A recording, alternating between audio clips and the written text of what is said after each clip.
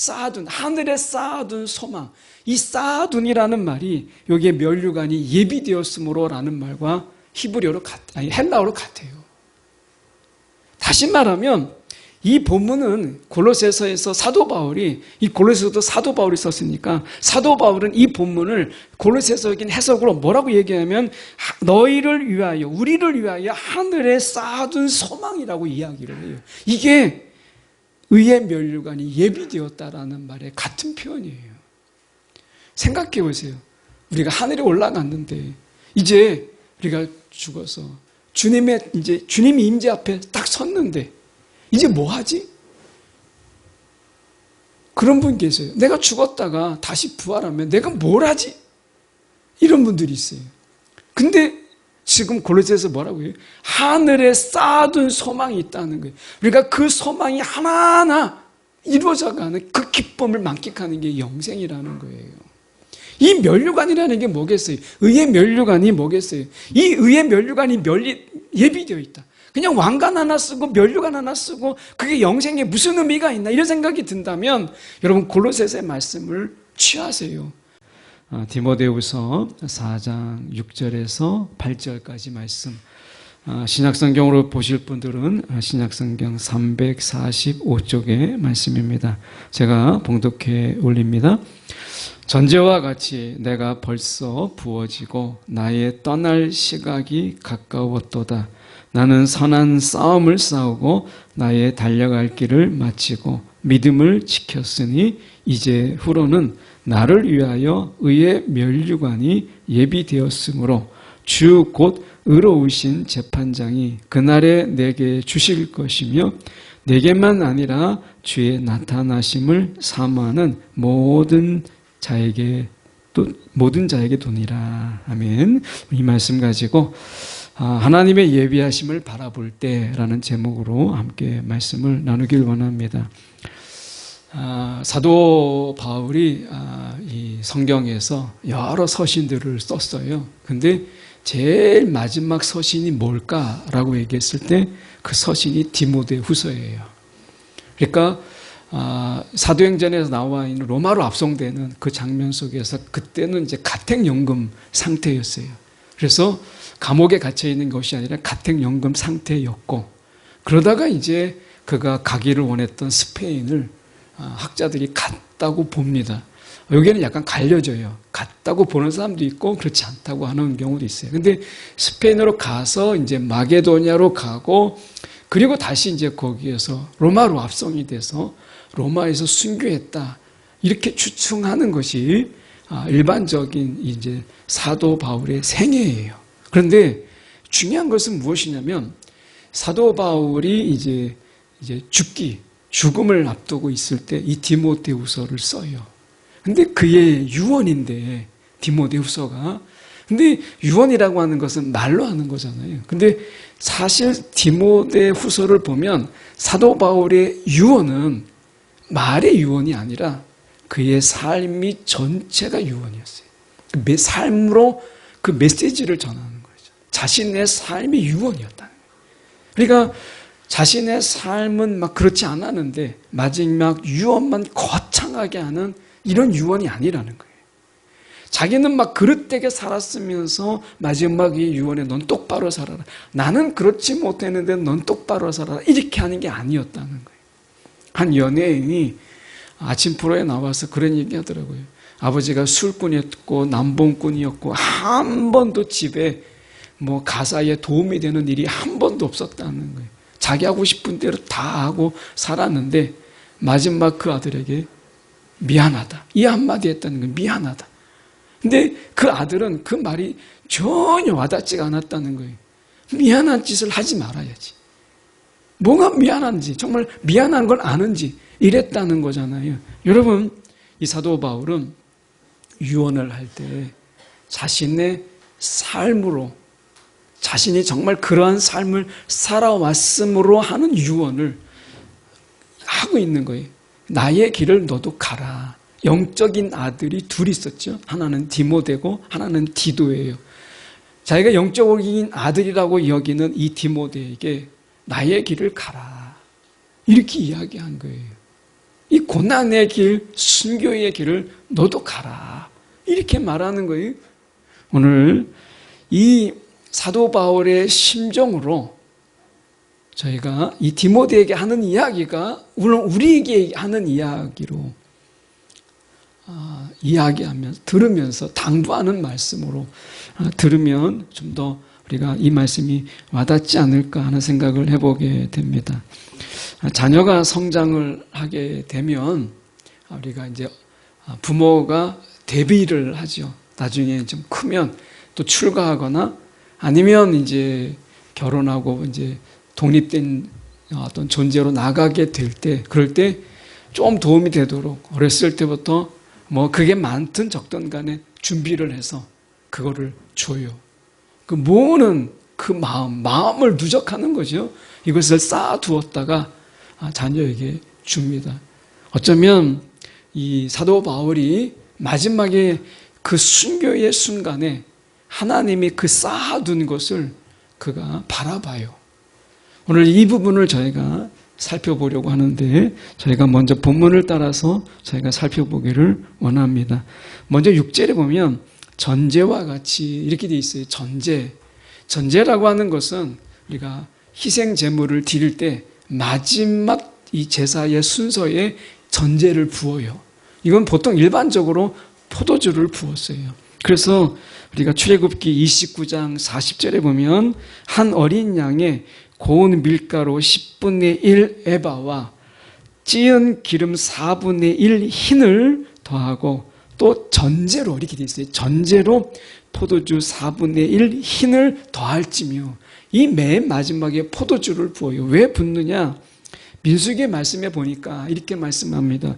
민수기 15장 7절에 보면 그 냄새가 포도주는 전제로 여호와께 바쳐라. 그 냄새가 여호와를 기쁘시게 한다. 그 향기, 그 포도주를 부음으로 해서 그 향기가 하나님을 기쁘시게 한다. 그래서 마지막 희생 제사를 드릴 때 마지막에 붓는 게 전제예요. 포도주를 붓죠.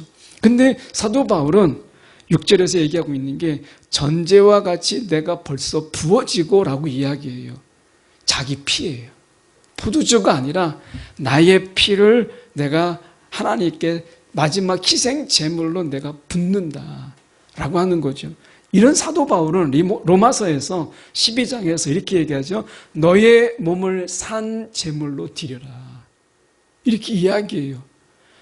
그 사도 바울은 자기가 너의 몸을 산 제물로 드리라라고 하는 좋은 표현으로 한 게 아니라 그의 삶이 전부가 그랬다는 거예요. 이것은 예수님께서 십자가에서 그 보혈을 다 흘리신 것처럼 사도 바울은 철저하게 예수 그리스도의 삶을 살아요.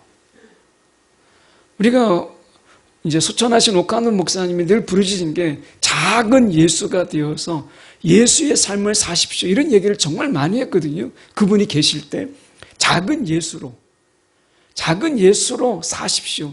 예수로 사십시오. 이런 얘기를 정말 많이 했는데 사도 바울은 그가 바울이라는 말이 원래 작은 자라는 뜻이에요. 정말 그는 작은 예수로서 예수의 삶을 살았어요. 예수님께서 십자가에서 그 보혈을 다 흘리시는 것처럼 사도 바울은 그 로마에서 마지막 순교하면서 그 피를 전제로 드렸다.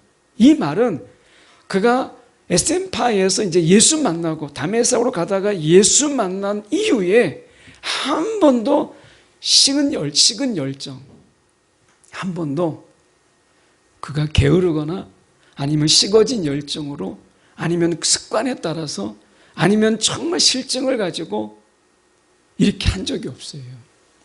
사도 바울은 예수 만난 이후에 한결같은 열정과 그 뜨거움으로 주님을 쫓았어요. 그리고 그 마지막은 예수님이 십자가에서 보혈을 흘리신 것처럼 자신의 전부를 쏟았어요. 그게 전제예요. 더 놀라운 것은 뭐냐면 전제와 같이 내가 벌써 부어지고 이렇게 돼 있어요. 이건 수동태예요. 하나님이 그를 부르시는 것도 하나님의 주권이죠. 그리고 그가 지금 전제와 같이 부어지는 것은 내가 붓는 게 아니라 하나님이 그를 전제와 같이 부으시는 거예요. 그러니까 하나님이 부르시고 그의 순교의 자리까지 하나님이 이끄시는 대로 그가 살았음을 이야기하는 거예요. 여러분이가 살아볼 때 내가 능동적으로, 내가 자발적으로, 내가 뭔가를 하려고 할 때 더 열정적인 것 같죠? 그런데 그렇지 않습니다. 내가 뭔가를 막 할 때 내가 더 열정적인 것 같아요. 내가 힘있게. 그런데 우리가 살아봤잖아요. 냄비 같은 거예요. 막 뜨거울 때는 막 뜨거웠다가 식을 때는 돌덩이보다 더 차가운 거예요. 이게 냄비 같은 신앙이에요. 뜨거울 때는 막을 수가 없어요. 근데 금방 식어져 버려요. 여러분, 우리의 신앙이 그런 거예요. 능동적으로 하는 것은 내가 능동적으로 하는 거예요. 내가 뭔가 좀 피를 받고 막 뭔가 영감을 받아가지고 내 감동을 받아가지고 내가 막 하는 거예요. 내가 할 때 더 뜨거운 것 같죠? 아닙니다. 사도 바울은 그가 이야기할 때 부어지고 수동태, 하나님이 가라면 가고 서라면 서고, 하나님이 변함이 있어요? 하나님은 알파요 오메가예요. 처음과 끝이 같아요. 하나님은 한 번도 우리를 향한 이 사랑의 열정이 식은 적이 없어요. 하나님은 한 번도 그 신실하심을 내려놓은 적이 없어요. 그래서 하나님의 이끌림을 받았던 사도 바울은 한 번도 식어진 열정, 반짝 뜨거웠다가 이내 식어져 버리는 냄비 같은 그런 사명으로 그가 감당한 적이 없어요. 어떻게 그 비결이 뭐냐? 하나님의 절대적인 주권, 하나님이 시키는 대로, 하나님이 이끄시는 대로, 내가 아니라 하나님의 주권을 인정하고 그분이 이끄시는 대로의 삶을 살았어요. 그게 순교의 자리라 할지라도, 내가 원치 않는 그 자리라도, 이것이 사도 바울이 예수의 부름을 받고 한 번도 식어진 적이 없는 열정으로 그가 살았던 비결이라는 거예요. 우리는 어때요? 지금도 내가 뭔가를 하려고 하잖아요. 제가 목회해 보지만 여러분, 제가 2000년에 딱 목사 안수 받았으니까 24년 제가 목회를 하는 거잖아요. 물론 전도사 빼고 하면. 그런데 내가 막 열심히 내가 막 감동받아서 막 열심히 할 때는 엄청나게 뭔가를 할 수 있을 것처럼 하는데 오래 가지 못해요. 아마 여러분의 신앙도 마찬가지일 거예요. 여러분이 뭐 감동이 있어서 막 하잖아요. 오래 못 갑니다. 이걸 지속적으로 뜨거움으로 그리고 그 열정으로 할 수 있는 비결은 여기에서 벌써 부어지고 성령의 주권, 하나님의 절대적인 주권 속에서 이끌림 받을 때 그게 가능한 거예요. 내가 막 감동받아가지고 하는 것은 여러분 그 열심은 이내 식어져 버려요. 그래서 그는 이렇게 이야기합니다. 내가 벌써 부어지고 나의 떠날 시각이 가까웠도다. 가까웠도다. 여러분, 우리의 사명은 나이 제한이 있어요. 70세라는 나이 제한이 있어요. 나이 제한이 되면 시무권이 다 사라져버려요. 교회 안에서. 목사도 장로도 권사도 다 시무권이 사라져버려요. 그런데 중요한 것은 나의 떠날 시각이 가까웠도다. 교회 시무는 끝나지만 그러나 주님의 일꾼으로서는 우리가 이 땅에 사는 동안이 계속되는 거 아니겠어요? 그래서 사도 바울이 나의 떠날 시각, 이제 순교의 순간이 내게 가까웠도다. 그러면서 그가 영적인 아들 디모데에게 이렇게 말하는 거예요. 7절에 보면 이렇게 이야기합니다.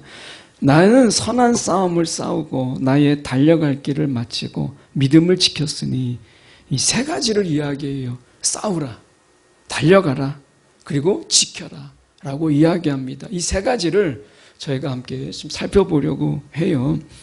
디모데전서 6장 12절에 보면 이렇게 말씀합니다. 믿음의 선한 싸움을 싸워라. 믿음의 선한 싸움을 싸워라. 이렇게 이야기합니다. 여러분, 싸움 좋아하시는 분 여기 계세요? 아마 없을 거예요.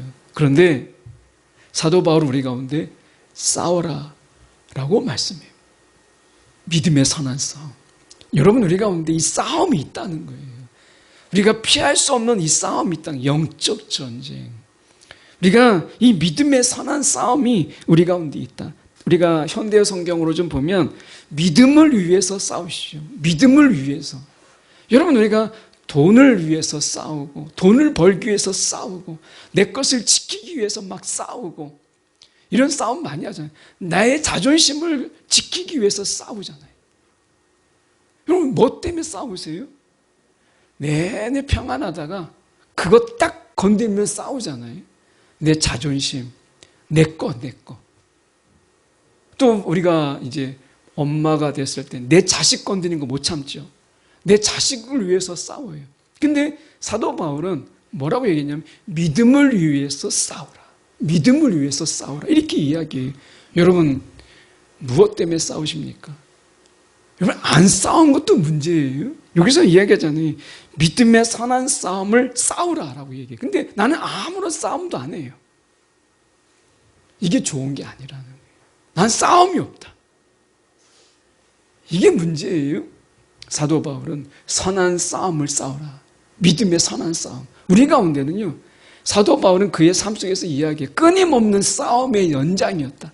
계속 싸움의 연속이었다. 이렇게 얘기해요. 복음을 전하는데 회방하고 막고 가로막고 가두고 죽이려고 했던 것이 여러 번이었어요.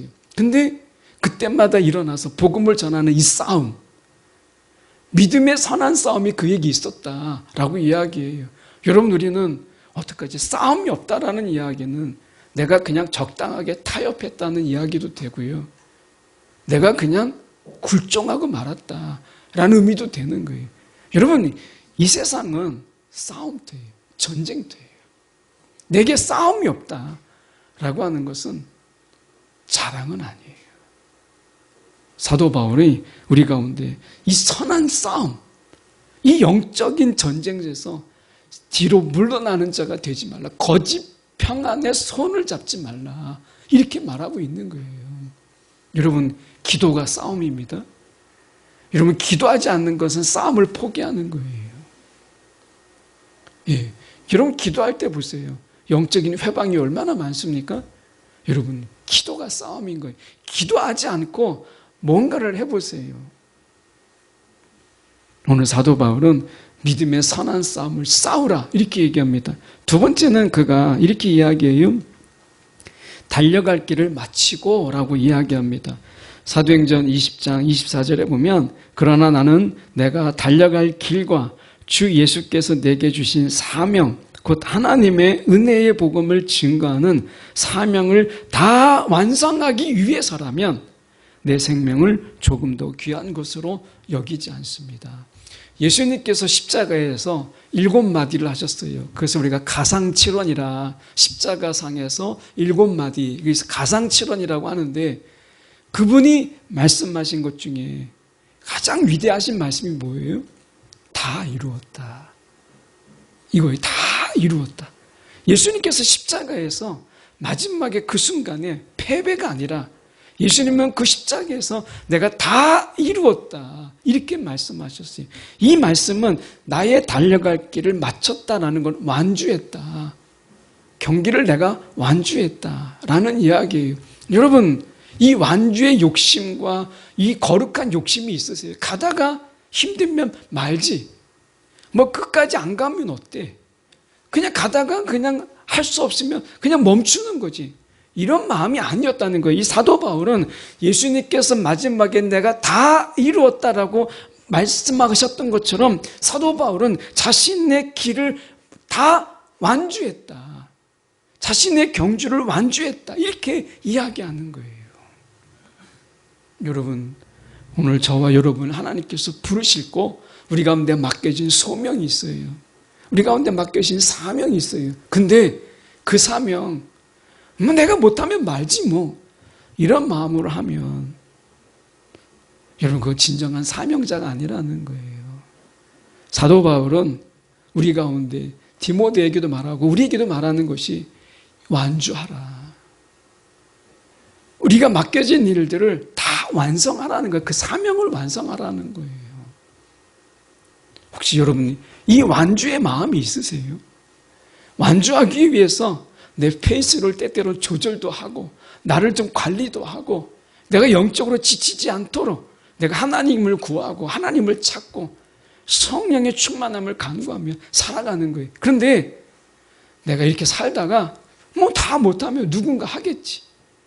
이건 사명자의 자세가 아닌 거예요. 예수님께서 다 이루었다라고 말씀하신 것처럼 사도 바울은 철저하게 예수의 삶을 살아요. 그러면 우리도 예수의 삶을 사는 것이 나에게 맡겨진 이 직분을 내가 다 완성할 그날까지 내가 이 달려감을 멈추지 않는 거예요. 우리가 어때요? 이미 다 완주한 것처럼 아직도 갈 길이 먼데 어떻게 우리가 다 완주한 것처럼 초점 없는 눈에 어떤 우리의 표정 속에서 야 내가 완주해야 되겠다 이런 어떤 결연한 의지가 보이지 않잖아요. 마치 우리는 누가 보면 이미 다 완주하고 그래서 막 지쳐있는 사람들 모습처럼 보일 때가 있잖아요. 마라톤 하는 선수가 아직 완주하지 않았는데 아직 그 피니시 라인을 지나가지 않는데 내가 이미 다 완주한 것처럼 흐느적 걸어간다고 한다면 여러분 그것처럼 꼴불견이 없는 거예요. 오늘 하나님이 보실 때 우리의 모습이 어떠한가? 아직 갈 길이 우리가 완주해야 될 길이 있는데 우리가 마치 완주한 것처럼 살아가고 있는 것은 아닌가라고 하는 거예요. 하나 더 보면 우리가 지킴이라고 하는 것입니다. 믿음을 지키라라고 이야기해요. 시편 37편 34절에 보면 여호와를 바라고 그의 도를 지키라. 그리하면 내가 땅을 차지하게 하실 것이라. 악인이 끊어질 때에 내가 똑똑히 보리로다. 자, 그 도를 지키라 이렇게 이야기합니다. 시편의 말씀에 보면 좀 더 하나 더 보고 말씀을 나눠보면 시편 103편 17절과 18절에 보면 여호와의 인자하심은 자기를 경외하는 자에게 영원부터 영원까지 이르며 그의 의는 자손에 이르느니 곧 언약을 지키며 그의 법도를 기억하여 행하는 자에게로다 라는 말씀이 있어요. 여러분 우리가 뭘 지키세요? 이제 나이가 들고 하면 내가 가진 거 돈을 지키죠. 돈 쓰는 게 너무나 무서운 거예요. 돈을 지켜요. 내가 가진 소유를 지켜요. 내 건강을 지켜요. 내가 지킬 것들이 더 많아지는 거예요. 그런데 사도 바울은 유언에서 그런 얘기 안 해요. 디모데에게 네가 가진 거 지켜라, 건강을 지켜라 이런 얘기 안 합니다. 뭐라고 얘기하냐면 믿음을 지키라 이렇게 이야기해요. 우리가 지켜야 될 것. 여러분 돈을 지키고 내 집을 지키고 내가 가지고 있는 것을 지키고 이런 게 전부가 아니다 라고 하는 거예요. 믿음을 지키라 이렇게 말씀해요. 믿음을 지키라. 그래서 여러분 우리가 말씀 속에서 우리가 보면 정말 지켜야 될 게 있다면 믿음이에요. 여러분 믿음을 지키기 위해서 여러분 얼마나 애를 쓰세요. 사도 바울은 싸우고 완주하고 그리고 지키라 이렇게 말씀해요. 지키라. 그는 이렇게 이야기합니다. 8절에 보면 이제 후로는 나를 위하여 의의 면류관이 예비되었으므로 이렇게 돼 있어요. 예비되었으므로 이 예비되었다라고 하는 것은 우리가 미리 준비되었다 이런 의미는 여기서 아닙니다. 여기서 예비되었다라는 말은 원래 이 예비하심이라고 하는 뜻은 저축하다 또는 쌓아두다 이런 의미예요. 이 단어의 본래 의미로 해석된 것이 어디냐면 골로새서 1장 5절입니다. 골로새서 1장 5절에 이렇게 번역되어 있어요. 이 번역이 원어를 그대로 담고 있는데 너희를 위하여 하늘에 쌓아둔 소망을 인함이니 이렇게 되어 있어요. 너희를 위하여 하늘에 쌓아둔 소망을 인함이니 이렇게 되어 있습니다. 하늘에 쌓아둔 소망. 이 쌓아둔이라는 말이 여기에 면류관이 예비되었으므로 라는 말과 헬라어로 같아요.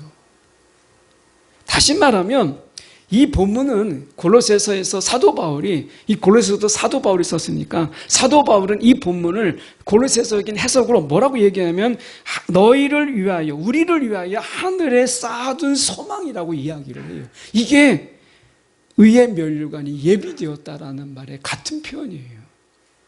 생각해 보세요.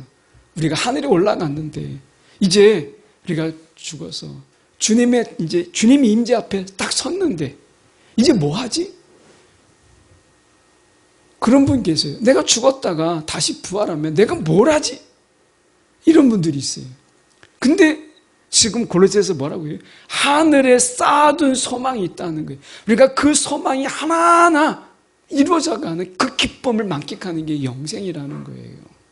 이 면류관이라는 게 뭐겠어요? 의의 면류관이 뭐겠어요? 이 의의 면류관이 예비되어 있다. 그냥 왕관 하나 쓰고 면류관 하나 쓰고 그게 영생에 무슨 의미가 있나 이런 생각이 든다면 여러분 골로새서의 말씀을 취하세요. 우리를 위하여 하늘에 쌓아둔 소망, 하나님이 우리를 위하여 예비해 둔 거. 우리가 자녀가 결혼할 때 서두에서 말씀드린 것처럼 우리가 많든 적든 간에 부모가 나중에 부모 곁을 떠날 때 예비해 둔 게 있잖아요. 쌓아둔 것, 저축해 둔 것을 나중에 줘요. 결혼할 때. 그게 많든 적든 간에. 그것을 나눠주는 거죠. 그리고 조금 버팀이 되도록, 그게 조금 디딤돌이 되도록 그렇게 하잖아요. 하나님께서 저와 여러분을 위해서 하늘의 소망을 쌓아두시는 거예요. 그럼 나중에 우리가 부활할 때 하나님의 그 쌓아둔 소망이 그 하늘에서 이루어지는 기쁨을 만끽하는 거예요. 그게 영생인 거예요. 그 쌓아둔 소망, 이것이 하나하나 우리 가운데 이루어져요. 이 천국에서 이루어지는 소망들을 바라보는 거예요. 그가 의의 면류관이 예비되었으므로 그날에 내게 주실 것이라, 그날에 내게 주실 것이라 이렇게 말씀해요. 여러분 오늘 기억하십시오. 하나님께서 저와 여러분을 위해서 예비해 두신 것이 있다라고 하는 거예요. 쌓아두신 소망이 우리 가운데 있다라고 말씀해요. 로마의 운동 경기에서는 이 우승자에게 월계관을 주거나 왕관을 주어집니다. 그래서 어떻게 보면 이 승리와 이 영예의 상징인 이런 상, 면류관을 빗대서 이야기하고 있지만 이 면류관이라는 말을 골로새적으로는 하늘에 쌓아둔 소망이라고 말씀하고 있는 거예요. 저는 골로새적인 표현이 훨씬 더 저한테는 다가와요. 예. 여러분 우리 가운데 소망이 이 땅에서 죽음으로 끝나는 게 아니라 하늘에 우리 가운데 우리를 위하여 하나님이 쌓아두신 소망이 있다라는 거예요. 그 소망의 성취, 그 소망의 누림이 우리 가운데 있다라는 거예요. 그래서 우리가 이 잠언서의 말씀에 보면 잠언서 19장 29절에 보면 이런 말씀이 있습니다. 자, 심판은 거만한 자를 위하여 예비된 것이라. 여러분, 거만한 자는 심판이 예비되어 있어요. 심판이. 거만한 자에게는 우리는 그렇지 않잖아요. 마태복음 25장 34절에 보면 우리를 위하여 예비된 나라가 있다. 예비된 나라를 상속하리라. 이렇게 말씀하십니다. 오늘 이 땅에서 우리가 감히 만져볼 수도 없고 우리가 이 땅에서 한 번도 경험해 보지 못한 것들이 우리가 예비되어 있다는 거예요. 하나님께서 지금 쌓아놓고 계시다라는 거예요. 그러니 사도 바울이 이 땅에서 이것을 바라보면서 얼마나 힘이 나겠어요. 얼마나 열정이 더하겠어요.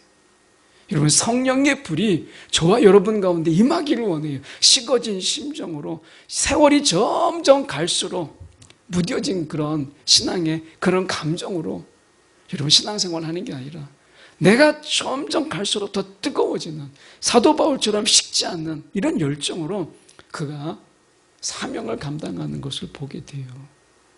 마치 우리가 이 세상 이제 내일 모레 다 지금 하나님께서 부르시는 자들처럼 다 인생의 패배자처럼 여러분 그렇게 살지 말고 오늘 하나님의 주어진 사명을 감당하는. 그래서 우리가 야고보서에는 야고보 사도는 이 부분에 대해서 이렇게 이야기합니다. 시험을 참는 자는 복이 있나니, 시험을 참는 자는 복이 있나니 이는 시련을 견디어 낸 자가 주께서 자기를 사랑하는 자들에게, 저와 여러분에게 약속하신 생명의 면류관, 야고보서는 이 생명의 면류관을 바라보았어요. 다 표현은 다르지만 그가 바라보는 게 있었다라는 거예요. 바라보는 게 있었다. 여러분 무엇을 바라보십니까? 그리고 그 바라보는 것을 위해서 오늘도 내가 뛰어가십니까? 예. 내가 무엇을 바라보며 살아가고 있는가라고 하는 거예요. 가을입니다. 가을에 많은 이런 만추의 아름다움이 있어요. 그전에는 땅을 보았던 우리가 이제 지금 나무를 보고 하늘을 봐요. 얼마나 아름다워요. 우리가 무엇을 바라보며 사느냐, 이게 중요한 거예요. 땅만 바라보고 사느냐, 하늘을 바라보고 계절의 아름다움을 바라보느냐라고 하는 거죠. 한 번은 이렇게 만추가 가득한 그런 가을 낙엽들이 가득한데 초등학교 아이들이 학교가 끝난 거예요. 학교를 끝나고 이제 파하고 나오는 아이들이 낙엽 아무런 관심이 없어요. 나무에 그냥 그렇게 빨갛게 단풍이 들었는데 아이들은요 쳐다보지도 않아요. 그 낙엽이 아무런 상관이 없는 거예요. 그들에게 감동이 전혀 안 돼. 그냥 나무구나, 그냥 낙엽이구나. 아이들은 그게 중요한 게 아닌 거예요. 막 그 떨어진 낙엽 그거 너무나 아름다운데 그걸 막 으깨지게 지려밟고 지나가요. 아이들은 관심이 그게 아니거든요. 여러분 우리의 관심은 어디에 있어요? 여러분 내가 무엇을 바라보느냐가 우리의 관심을 보이는 거예요.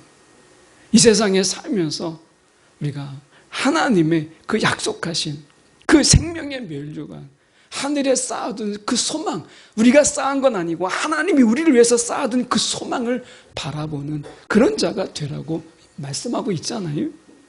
여러분 무엇을 바라보며 사십니까?